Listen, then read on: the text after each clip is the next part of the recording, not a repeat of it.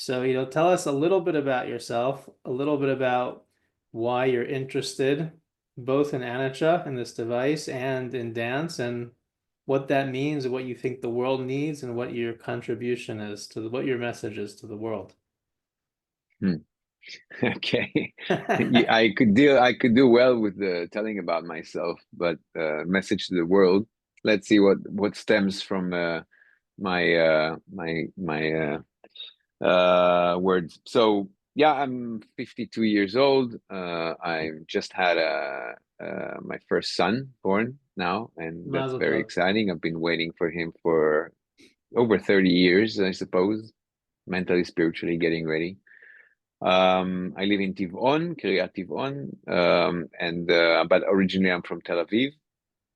I grew up in north of Tel Aviv, and I've been, I started my career actually as a paragliding instructor. That was the first job I held, occupation. That did that for a few years. I was a full-time instructor. Then I wanted to move on in life, and I always had an affinity for software programming. I was doing that as a kid. Had a computer since age 11. So I decided to make that a profession, and I taught myself a little bit, and then took a couple of courses and joined this company that took me in, and was working there for a few years, and then I felt that my life were missing something, and I decided to get up and travel. I wanted to try to live in New York for a while, and I decided to stop. Or a friend that was supposed to join me said, "Let's stop in India for a couple of months." I said, "Okay, let's do that." So we went to India for a few months, and then everything changed when I was there. Things started to open up for me in many ways. I did the Reiki, which is hands-on healing, and that was powerful for me. That was like the first step on the path of being a healer, so to speak. And I did a yoga, which really opened up my body, and I started feeling like I wanted to dance. I felt like a dancer. So both of these routes started happening at that time. I was 27. And so when I got back, I never made it to New York, and not at that time. And when I got back, I decided that it was more interesting for me to do reverse engineering on ourselves and on humans rather than on computers, which is what I was doing until then. And that started me on a journey to discover more about my potential of experiencing life, the depth of experience that I could have in life, and also started being curious about other people more than I was until then. And I started dancing slowly from hobby to profession, something that I decided that I want to do as a profession. And I started learning other things like martial arts. I traveled in the US, lived in a motorhome in the US for a while, and did martial arts there. And kind of things came together. I came back to Israel. I started my own dojo. I took a lot of more professional dance classes. Slowly, things evolved where I realized that technology is less interesting for me, and more interesting for me is therapy, like the and teaching and movement and dance, and especially dance. Dance, I think, is my main passion. I started creating. I had a tour. Like I lived in New York for a while with a partner there. We choreographed work. We even appeared in the New York Times. We had a review in the New York Times. We came back to Israel, created a little bit here, but it never, nothing. I was never able to replace technology completely as a source of income, and could never hang the sign on the door that I'm a therapist. I learned studied Greenberg method and other, but never, like putting the sign on the door saying I'm a therapist was something that's never sat quite comfortably with me all the way. It's like I guess I'm more comfortable with software and hardware, where either you press like you do something and you press play and either it works or it doesn't work. And if it doesn't work, you fix it. You have full control versus working with people. You press play and then it's up to them to do what they do. And so you don't have a control of the results. And that's something, I guess, that's something that I'm working on these days. We can expand on that later, maybe. But I decided at some point a few years ago that maybe I should bring all my passions together, my technological know-how with my passion for the psychology, psychotherapy, and the body as a vessel, the connection to the body as something that's grounding us in reality. I did Vipassana meditation, a couple of courses. I did mindfulness training, and realizing that working through the body, being in the body, feeling, sensing the body is the kind of like the tracks for the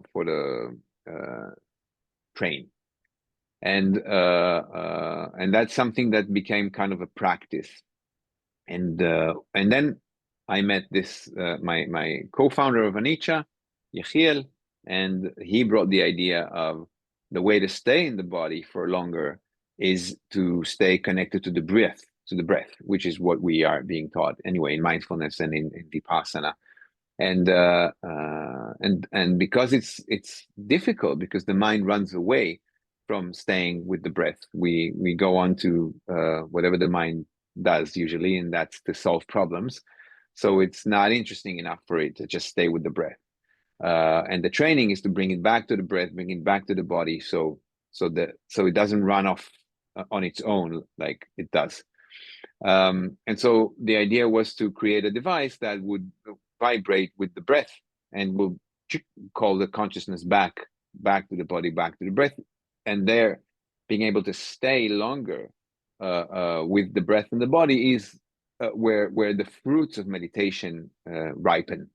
The more we are in focus, the more we are present, the more we can process whatever it is that we need to process, rather than running away, which is what the mind usually does. And that's how Anicca was born. We started with prototypes that started being huge and kept getting smaller until we ended up with what we call a form factor that is quite small, and you're able to just wear it on your waistline, and then you can just turn it on whenever you need help during the day, or when you want to practice, you just turn it on and Do it you have it vibrates with here? your breathing. I Do, I I didn't bring it down with me, unfortunately. So I can jump back up and get it in a moment. Or if you can pause yeah, the let's recording. pause. Let's pause and Okay. take a look at it. Let's see it. So this is the device. It's on one side there's a sensor that measures the movement of the belly, and that's how it knows how you're breathing. And inside there's also a vibration motor, and of course a circuit that runs the algorithm of figuring out how you breathe. And then you wear it on your waistline, and you can just throw a piece of clothing over it, and then nobody knows that you're using it when you're using it. So you don't have to go to the side and work with your breath or do breath work or any of that. You just turn it on, and then you can stay in the room, whatever it is that you're doing, or if you're trying to fall asleep, or if you're meditating, and it just works with you and vibrates. And the vibrations are also designed to be pleasant, so that's like an extra effect on the mind that something is pleasant working in the background. You know, that's very interesting Um, because with breath work, very often, in order to try to keep the attention on the breath, we do more manipulative forms of breath work. So that's a there's very good point. there's paying Sorry. attention to the breath where you hyperventilate or you hold. Then there's paying attention to the breath to just notice the breathing as it is, which is the hardest thing to do because it's the easiest for you to float away from it. What this seems to be doing is helping us do that second thing. You're right on the mark. This is a big It's a big point.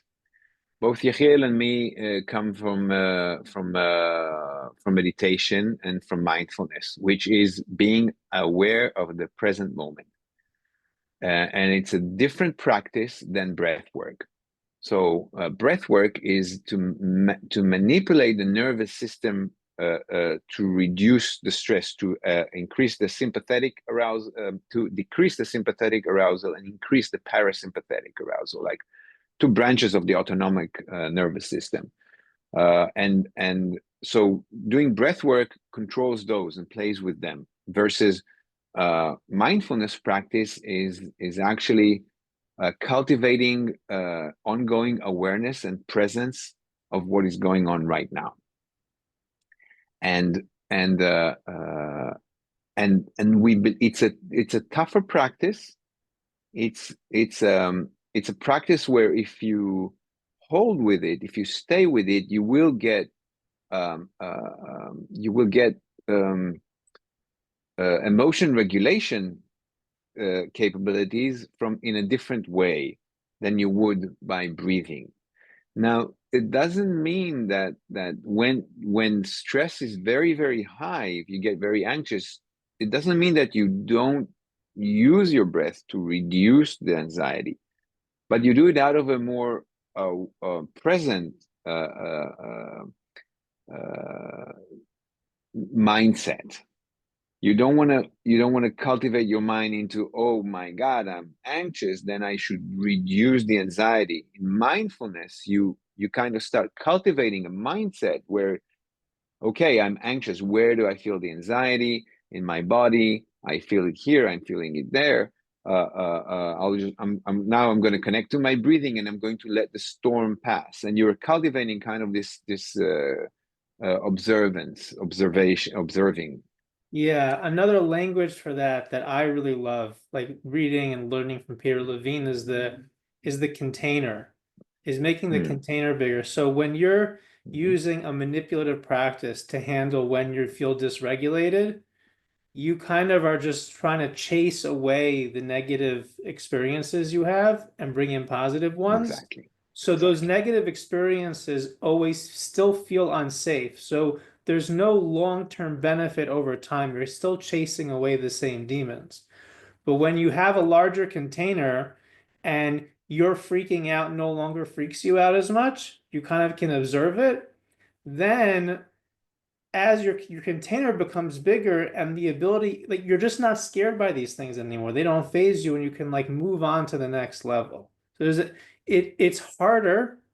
It definitely takes longer to get like that immediate calm, but over time you become a different person and you experience life in a deeper way because you're not running away from the challenging parts of life. You got it. Created a You got it. device that helps facilitate that practice. You've got it. And the thing, our device has both two modes. It has two different modes depending on the user's affinity and what they want, because not everybody is ready to take this longer term process. And some people just, or some people are really anxious, and they just, they want, when they're anxious, they want something to tell them how to breathe to calm down. So we have the other mode that we have is the mode of breath work, so to speak, where it uses the golden method, like the most used method of calming down the nervous system, which is prolonging the breath, the exhale over the inhale about time and a half. So it'll join the user where they are and their current breathing, and then it'll lead them into slower breathing. Oh wow. Uh, but for a long time, philosophically, we're asking ourselves, as a mindfulness product, we will be talking to some of the people, we will be approaching some of the people, but then if we're looking at a more clinical attitude, where people who want help now can use the device, then it's more of the breath work type of thing. And it's a big question. It's a question that was always there for us, And that's also a question of how does a company that needs to also be profitable meets the market, and you how do you yeah. And if you speak to psychotherapists, and we are accompanied by amazing minds, researchers, and who are also psychotherapists, and when you speak to them, they will fit the practice to whoever comes to them. Either they will assign them mindfulness practice, or they'll assign them breathwork practice, and it really depends on where the person is at that moment and what do they need in their life. And so that would be the best approach to see.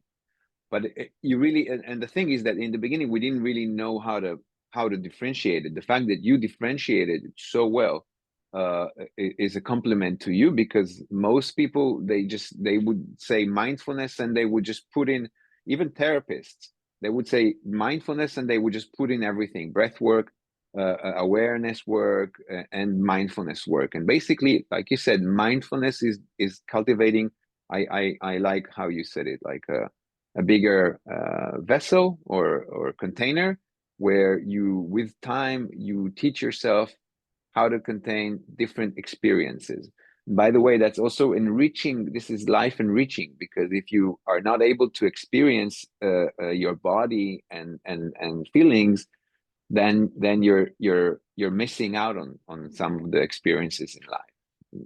So Right, right. I mean, that's another thing. the words that I use to understand this is where what ends up happening is if we can't contain the experience, if our container is not enough to contain the experience ends up washing over us like a wave, and our consciousness shuts off and we start to just act on autopilot. And this is how we get stuck in very negative patterns, whether it's addictions or compulsive behaviors or relationship patterns that keep on repeating the same exact fight with the spouse, or the same exact relationship issues, how they always end in the same way.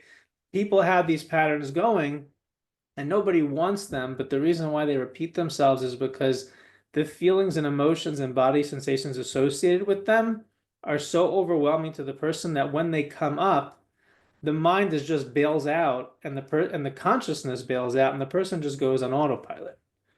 And so when a person has a practice of, when they're not triggered, to expand that container and that ability to handle what's going on with them with a practice like this, to stay in the body, to anchor in the body. So like, whenever someone tries meditating or being mindful, just keeping yourself doing that, you start to feel a little anxious. You kind of want to move. You kind of want to fidget. And so just dealing with that and learning how to settle into that, go an extra 30 seconds, eventually feel the calm after the storm, even these little storms. Then what ends up happening is, in real life, when things start to like go down and get really bad, we don't get knocked offline as easier. Our consciousness is stronger, and then when we finally identify a pattern, you know, that's how this kind of work changed my life, is because all of a sudden I was like, oh my gosh, this keeps on happening in my life. And that's what a lot of people do in therapy, is they talk to a therapist and they try to, in their mind, to identify these patterns of what's going on. But when you can do that by yourself, by being aware of your body, and that these light bulbs come spontaneously in life, it's you're one of these quotes is like, if you know what you're doing, you can do what you want. I like that. And Moshe Feldenkrais said that if you know what you're doing, you can do what you want.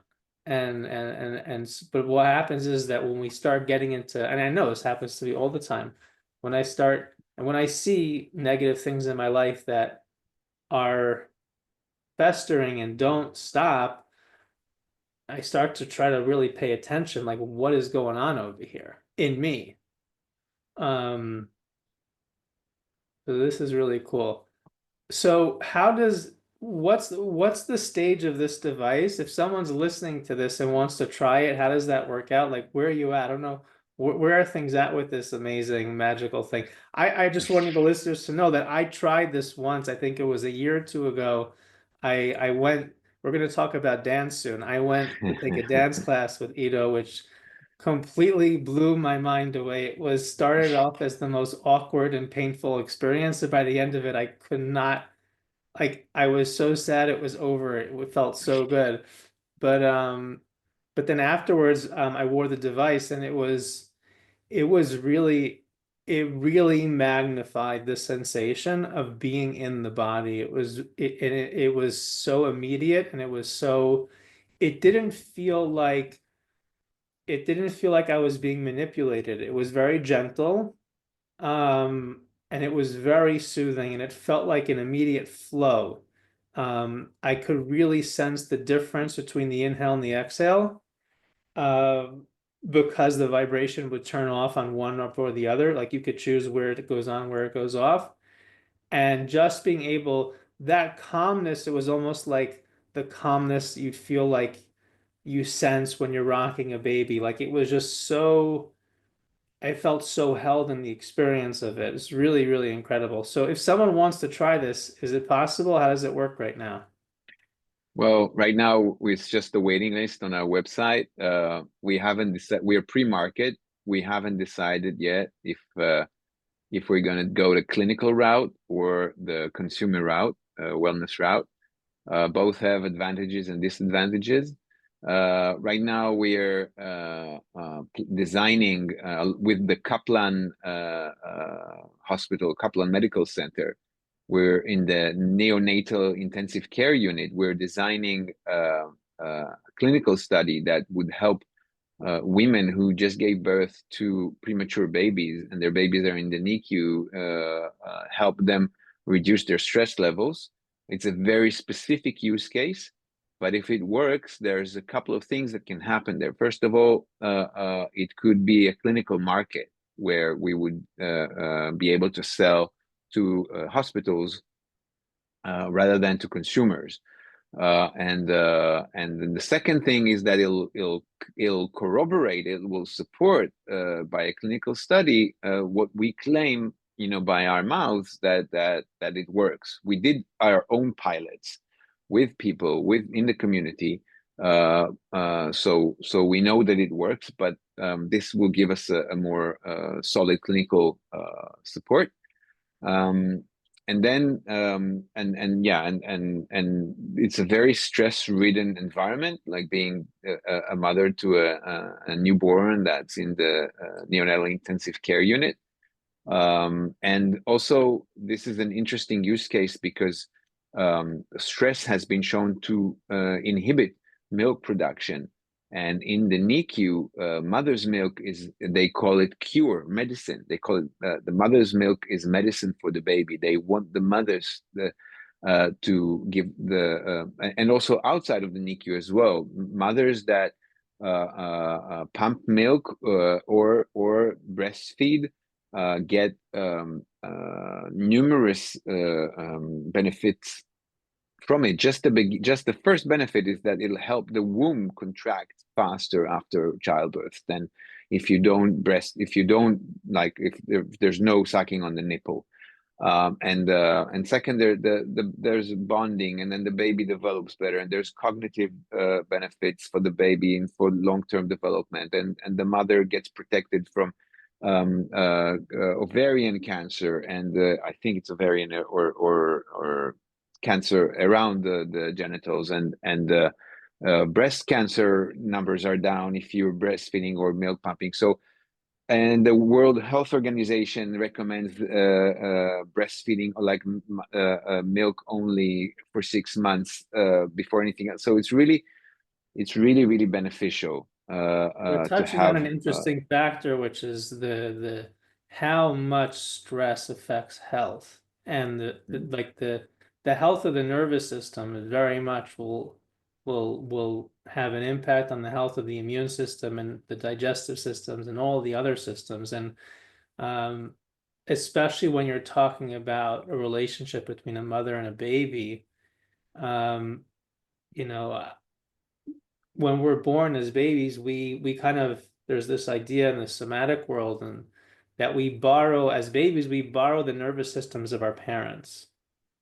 If our parents are regulated and calm, then our nervous system starts to create those patterns within the nervous system of the baby will start to build those as the child grows up.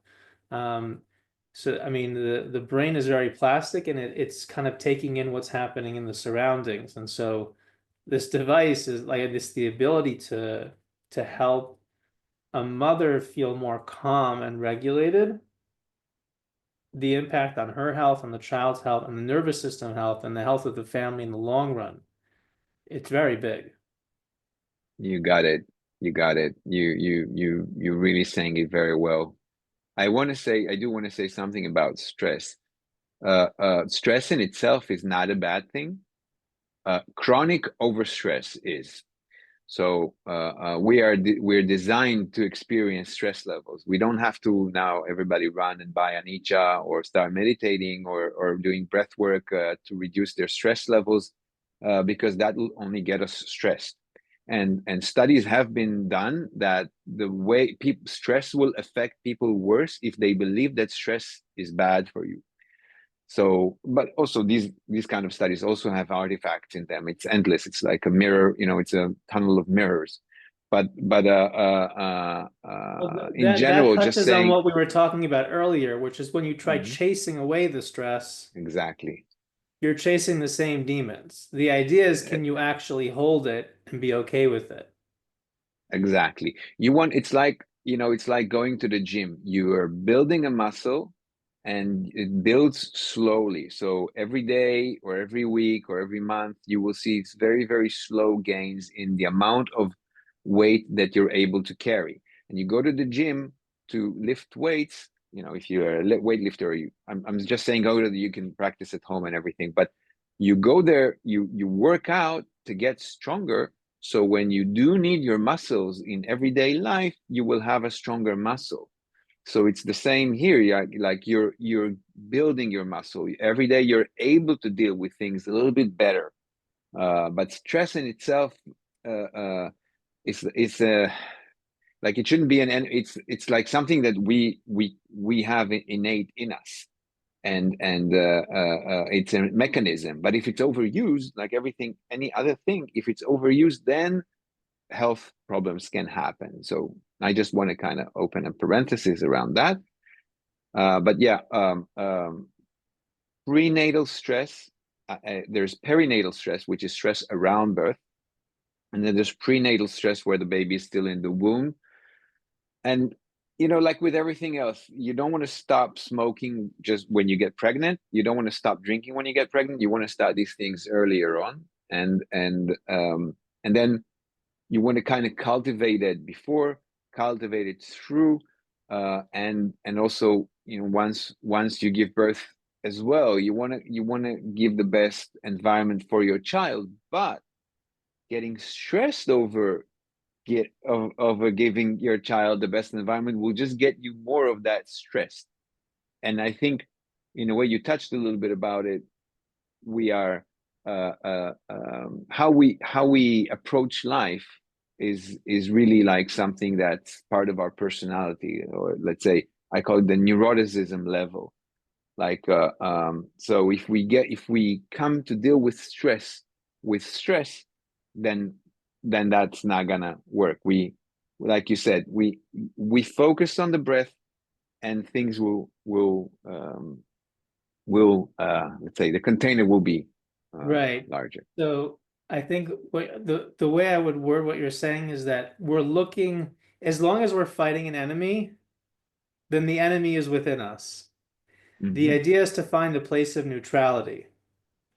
And that's why getting in touch with the body is so important because it does put us in a more neutral space. When you're just noticing what your senses are telling you and the chatter of the mind, which is constantly trying to categorize good versus bad, quiets down, there opens up this neutral space where, yeah, that might be bad and that might be good, but it's okay that it's there. It reminds me actually of a story I saw last night. I really like this story. It's a story about how the different permutations of the devil through history. So first it started as a snake. So when God created the world, he wanted there to be a good side and a bad side. So for the bad side, he made a snake. And the snake complained to God, no one's going to listen to me. Well, like, who's going to listen to me? He's like, don't worry, they're going to listen to you. So then they go and the snake tricks Chava. She listens to him. She eats the tree, and then they get kicked out into the world. The snake comes back and complains to God, no one's going to listen to me now. So he changed the snake into the angel of death. And he works as the angel of death until Abraham. And then at Abraham, they had to be changed into Satan. And then Moses came, and Moses brought down the commandments and everything. And now everyone knew about Satan. So it said, okay, we're going to change you into ego. You're going to become the ego. So now even people who are doing all the good things and all the religious things are going to feel so egoic about themselves, and that's how you're going to get people. And then what ended up happening was is then the Hasidic movement started. And so then they started teaching about the ego and saying how, well, everyone's the same. Doesn't make a difference if you're a big scholar or a simple person. It's all about how you're connecting to God. And so then he's like, well, what do you want me to do now? And so then you know what he became? He became the fear of ego. Hmm. People today will be afraid to do the right thing because they fear the ego that's going to come from it. Hmm. And so it's the reason why that what you were saying reminded me of the story is that if we're always trying to run away from stress, it will find a way to trick us into getting stressed over not being stressed. And the only way Exactly. to really beat it is to step back into a more neutral place and just learn how to be. Just do the right thing. Just do what's good. Don't worry about all the noise. And And so let's segue. So I really hope there is a day where Anich is the kind of thing where it's like Amazon buy with one click and you have it at your door the next day. Anyone can use it. I hope so too. Um, like why not? It should be. Well, somebody's gotta get the company from a product that's doing wonderful things into a product that can actually end up in people's hands. And that doesn't seem to be something that's easy for me. And that's where this is what I'm dealing with these days, is to realize that nothing that I do will please or work for 100% of the people 100% of the time. And even anicca, because it uses vibration, won't be pleasant for 100% of the people. Or that it will not, they will not cut, they will not stay with it, they will not engage. And then, so I kind of, my concern is that people will pay for something and then they will not get 100% out of it. And this is something that I'm dealing with within my personality at the moment, within like thinking, trying to unpack this for myself, how you can do a business that would be moral and like give the best service on one hand, and on the other hand that will also be profitable, because otherwise it's not sustainable. So that's basically Okay, just a you'll small make it. anecdote. Okay, so let's talk a little bit about dance.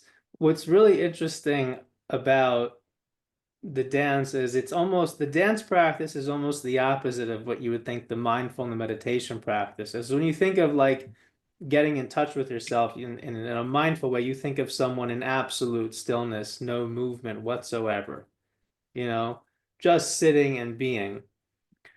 But dance is a whole nother world where the movement is actually constant and it's sometimes very fast, could be slower, faster.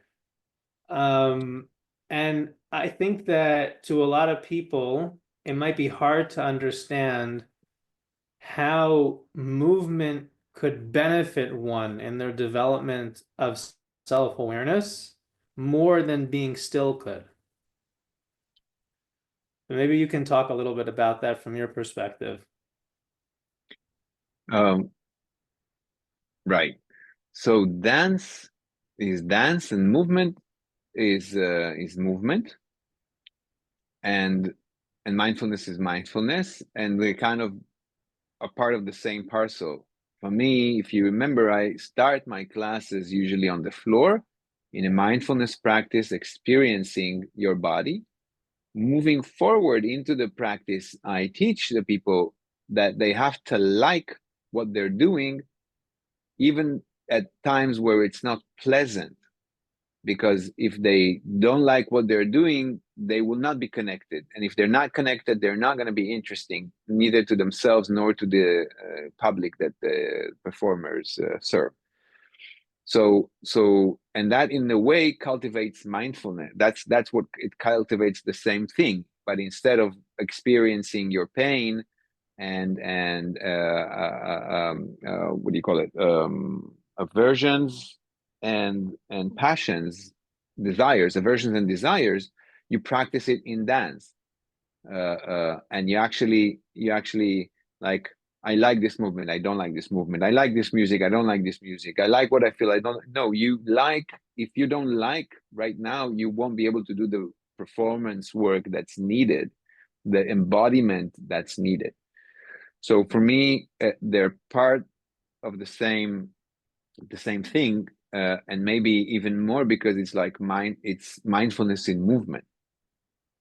That said, mindfulness is when it supports my dance practice, like I mentioned, the ability to also, anybody that wants to become a dancer has to work so hard with their body that without cultivating the acceptance of pain, of unpleasantness, will not be able to survive a dance training, because you really, that's on the physical side, but also on the emotional and mental side, like I just mentioned. That said, I don't necessarily immediately dance for anything besides dancing, besides creating, besides the aesthetics, besides the poetics, besides being a poet, besides sharing, being part of a poem, performing, which is not easy for me, but I still love it. So I don't see dance as something for something. I see dance as the practice and the goals in itself. That said, I see a lot of benefits on the emotional and mental and physical and behavioral levels of people that come through the classes, and also people that create. So it's a bit strange, but in a way, because if you do it for X, then you don't really do it. But if you really do it, then X will potentially change. Right. Wouldn't you say the same thing? Would you say the same thing about mindfulness as well?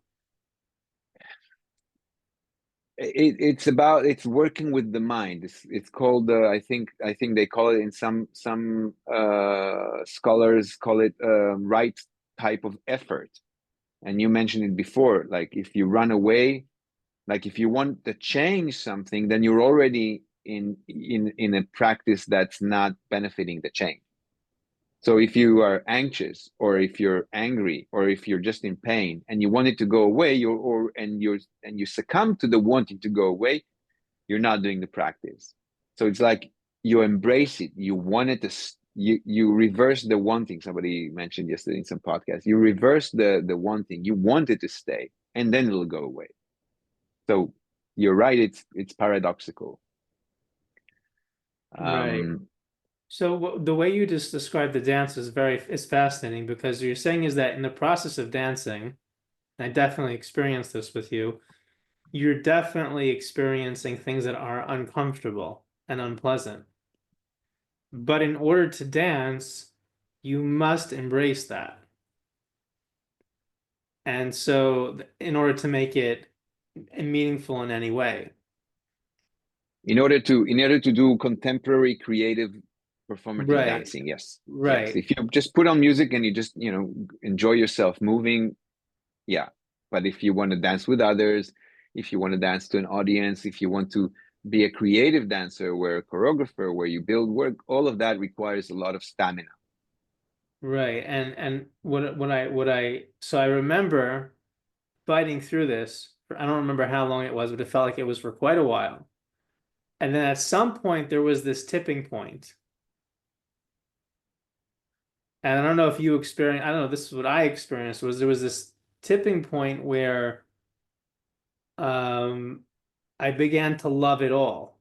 And I was just flowing and I wasn't thinking anymore. And it was ecstatic.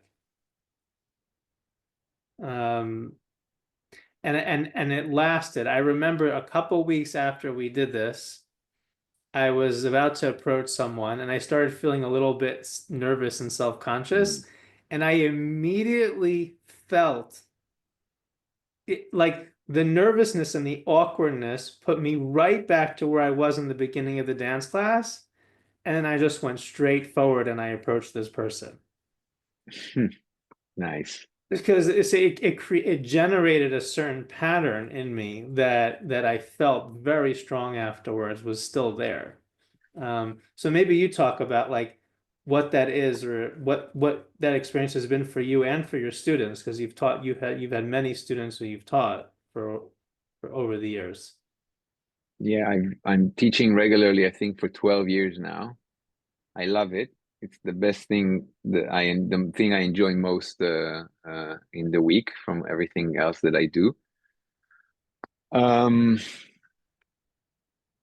it's first of all, it's slowing down the mind into the pace of the body. The mind can be everywhere. It loves to be everywhere. It makes us free because we can just travel. But when we want to approach something difficult, if we have the tendency to just fly off whenever something difficult happens, then we're not going to have control of the situation. And by bringing back the mind into the body, slowing it down and bringing it into the body, you're bringing it into the current moment, and then you're dealing with it, and then things start to open up.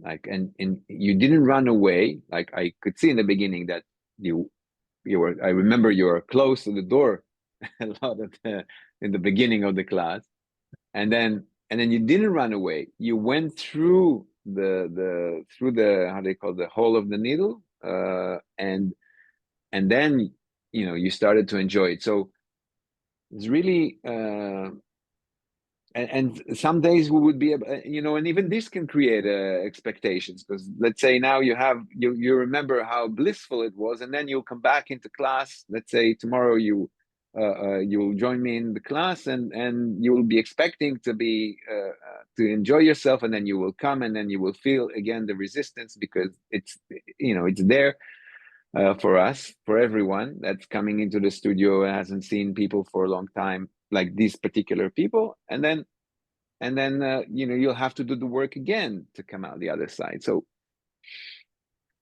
it's not for everyone. It's not you would like every class that there will be somebody new.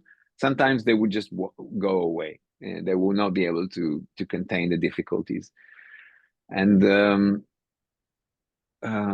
yeah, I don't know what I just think it's a beautiful practice, and I think everybody should have a practice in their life where it's challenging them, making them expand their container, like you said, or strengthen the container. I don't remember exactly the word that you said, but would make them, would challenge them, but would also be have a bliss at the end of the challenge. So you're willing to go through, and you learn.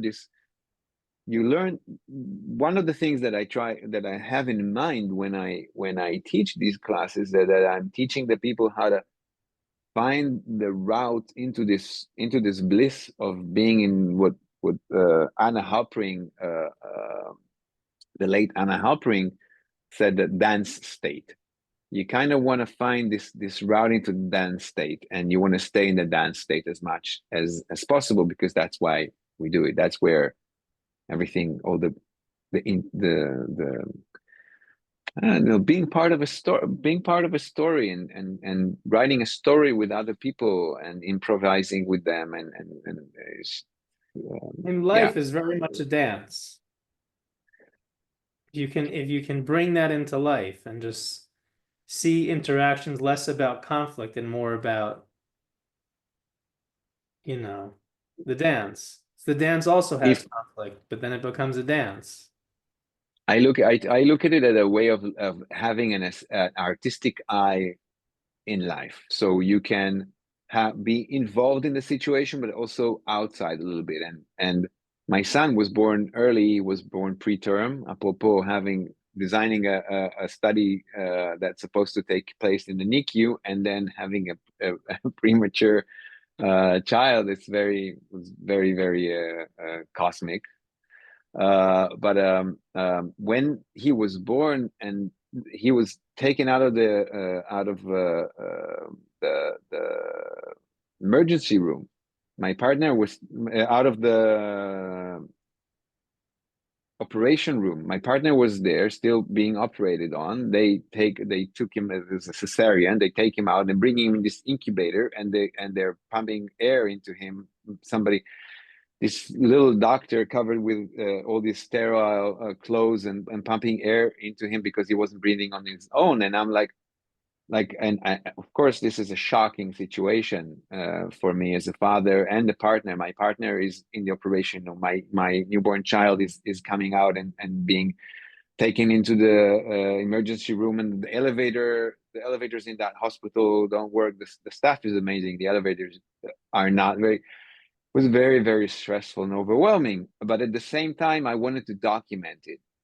At the same time, I felt this was a very special moment. And also throughout the NICU stay, these were like, I'm having the chance of holding this human creature that was not supposed to be outside of the womb, and raising it outside of the womb. So like, if you're able to see the story, like, when we see a movie or we read a book, and we can enjoy it even when it's a sad movie, even when it's a scary movie. But even if we were in the sad movie, we wouldn't be enjoying that movie, because we were the characters who were experiencing it. But as somebody that's watching it, was like, oh, I'm crying with the movie, I'm touched by the movie.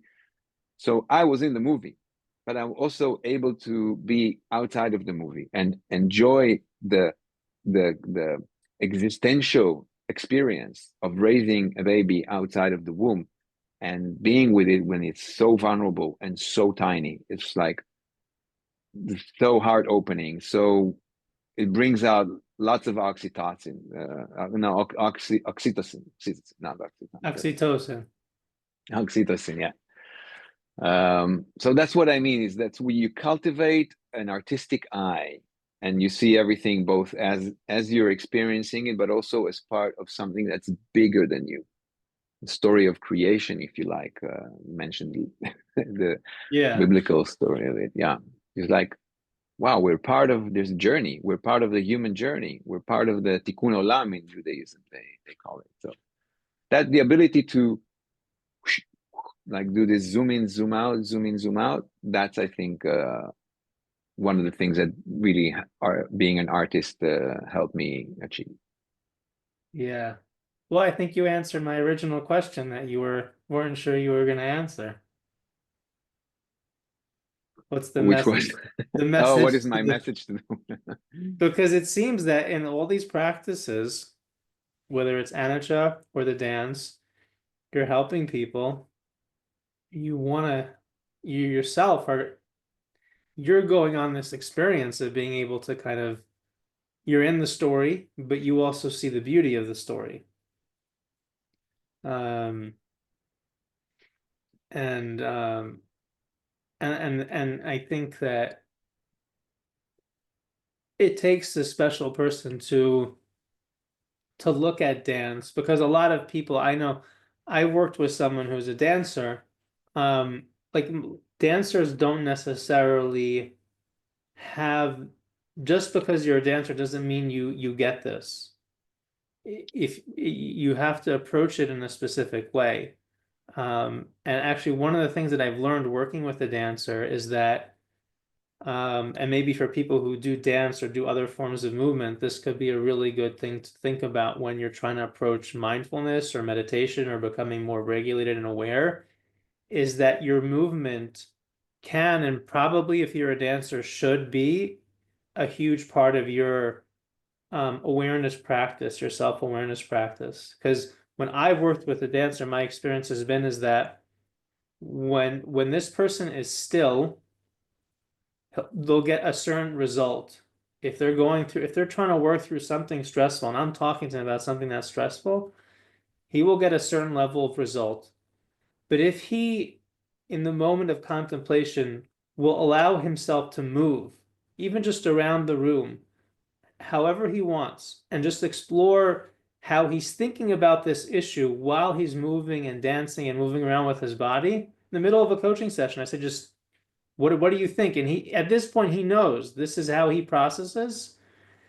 Within 2 minutes, something that was blocked is opened up. And there's so many pathways to getting these results, and everybody needs to find their own.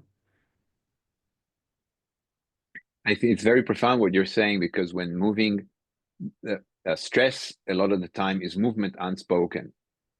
Okay, it's like when we're kids, you see children, babies, something's bothering them, they express it right away. You call it before acting out. You didn't call it acting out, but it's like acting out. If we're not aware, we just act out immediately, like babies, like children. And then stress a lot of the time comes if I'm holding back. So I want to say something, but I'm concerned, so I'm holding back, and then I accumulate it inside, and then I get stressful and whatnot. Or in the NICU, you want to jump in with the doctors and you want to resuscitate your child, but you can't, because it's not your job, it's their job, and they know how to do it better. But your nervous system is still on because it intuitively wants to do it. Or you run around, or other people maybe would run around out of the door. So when you have somebody moving while they're going through something, you're actually joining the natural rhythm of wanting to move. You want to move away from it, or you want to move closer to it. So it's kind of easier to process something when you're in movement, because it's an energy and it wants you to move. So that's just reminded me. And yeah, um, something else. When you say message to the world, now it escaped me. Um, I do want to say something else about dance.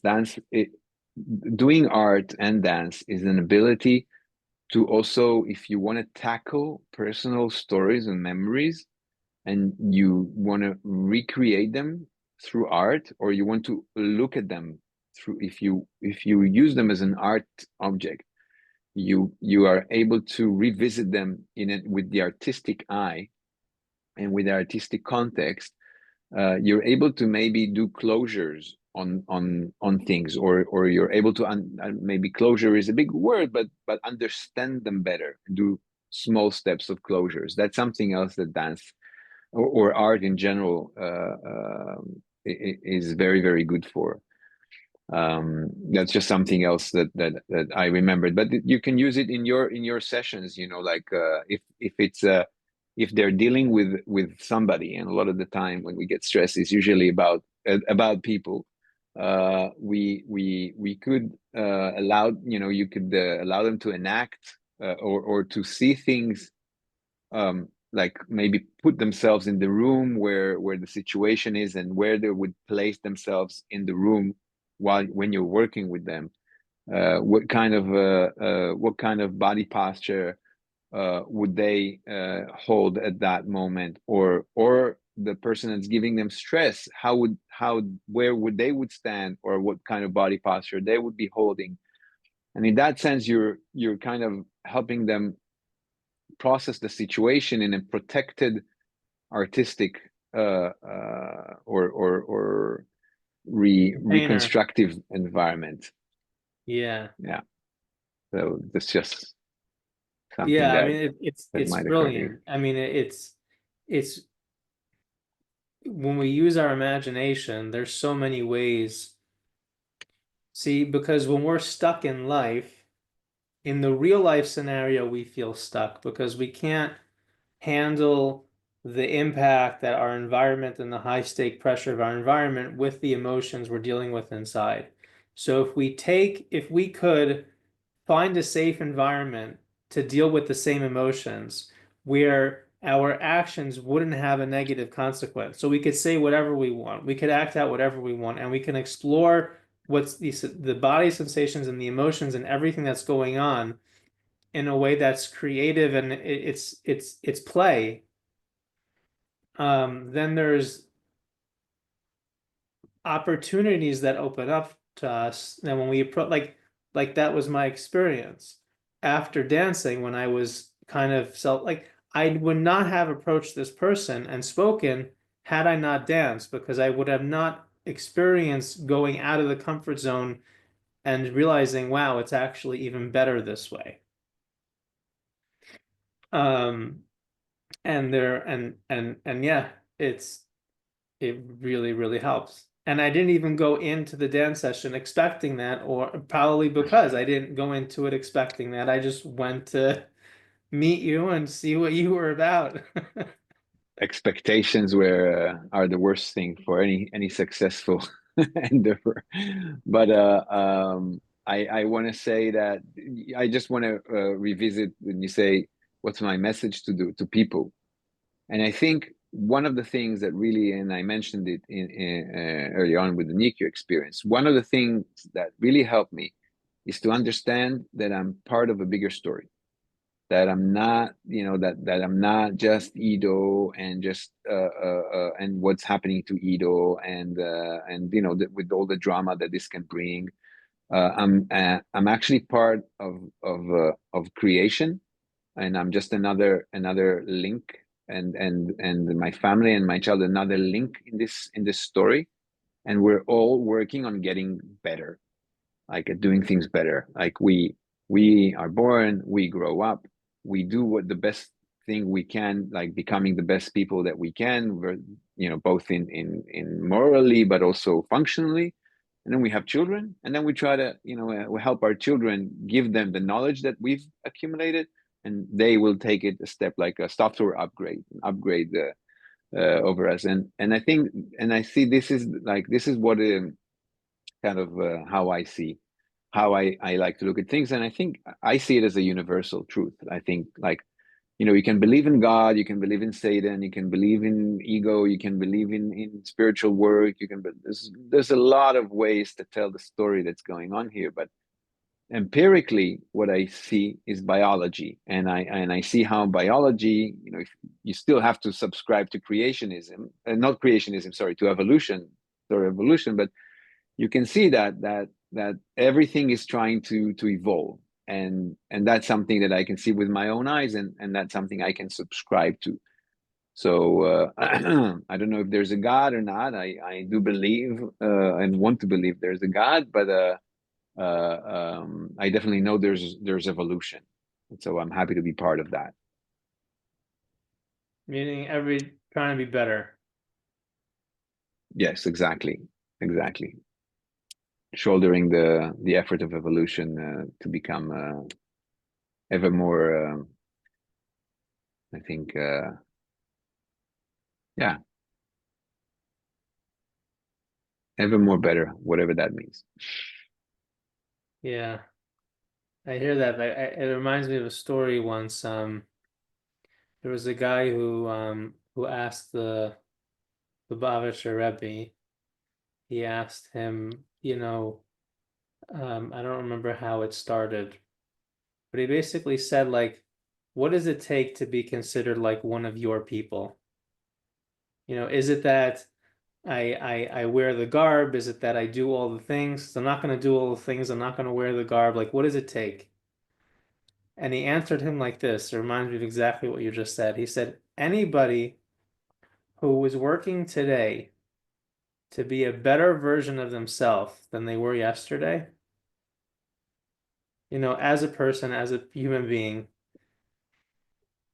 he also mentioned in the religious practice, but it was but the core idea was anybody who's working to become a better person, to be better today than they were yesterday, I considered one of my people. Um,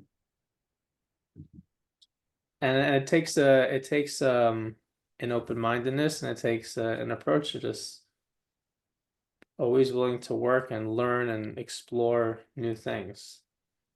Um, I'm gonna take, I'm gonna sag, I'm not sure how to say that word, but I'm gonna just say, you say work. And that reminded me that the most interesting performers in my class are people that work while they're performing. They never stop working. They never stop trying to figure out how to stay on the stage in the dance and get the idea of what's next in the performance. And that's most interesting people to see because they're alive. They're alive inside. they're paying So attention. they're paying attention. Yeah. Yeah, I mean, all the good things that have really come my way in life, I realized it was because I was really, really paying attention. I was really working on Mm, it was not just a go with the flow. And when I see that I'm not really getting anywhere, I realized, wow, I think I've been sleeping. mm. That's a good point. That's a very, very good point. I've been learning a That's a lot very good recently. point. I've been learning not a lot, but a little bit. I've been learning about lucid dreaming, which is the practice of Mm, trying to cultivate awareness while you're dreaming. And one of the things that's very interesting about that is a lot of the things that a person needs to do in order to be successful at that is to make sure they're awake when they're awake. Because if you're sleeping when mm. you're awake, how do you expect to be awake when you're sleeping? And most of us are sleeping while we're awake. We're dreaming. It's true. It's true. Okay. Anyways, it was such a pleasure. It's If always a anybody pleasure, wants to Ari. join your dance classes in Israel and wants to join your classes, how do they? They come on Monday, 11:15, a few minutes earlier to process to go through reception. Monday, 11 at Naim Studio in Florentine, Salome 39. It's open class, so anybody that comes that day is part of the ensemble. And it's a 2 hours class. I like the process. So that's it. Okay. And if anybody wants to contact you about Anachar or ask you some questions or maybe be involved in the project, how can they reach you? Well, you can post my phone number or email or any of those. Okay. I'll put it I'm wherever I open. put this discussion, I'll put your contact info below. Sure, that's Okay. great. All right, Ido, it was a Ari, thank you. pleasure. It's a pleasure.